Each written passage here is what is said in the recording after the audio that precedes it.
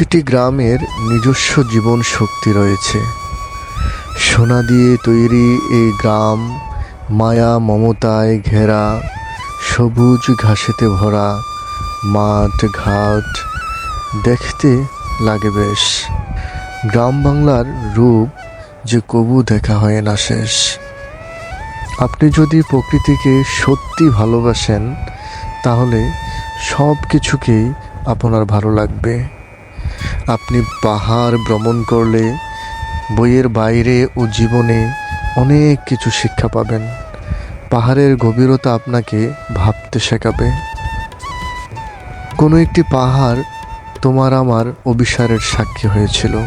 প্রকৃতির মাঝে ডুবে গিয়েছিলাম আমরা।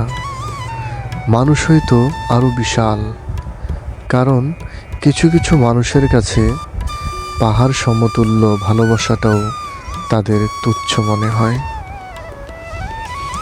ভোরে পাখিদের সাথী হয়ে পাহাড়ের উঁচুতে দাঁড়িয়ে সূর্যকে আলিঙ্গন করা আপনার জীবনের সবচেয়ে সেরা অভিজ্ঞতা হয়ে থাকবে।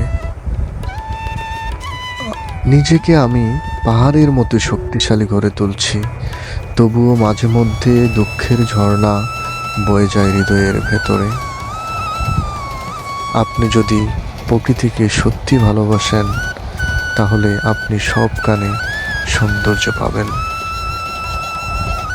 প্রকৃতির মাঝে গেলে আপনি সুস্থ হয়ে উঠবেন এবং আপনার জ্ঞানকে সুশৃঙ্খল করে তুলতে পারবেন। আপনার মন এবং শরীর উভয় সুস্থ থাকবে, ভালো থাকবে। তাই আসুন প্রকৃতিকে ভালোবাসি এবং প্রকৃতিকে আলিঙ্গন করি, প্রকৃতিকেই উপভোগ করি। ধন্যবাদ সবাইকে।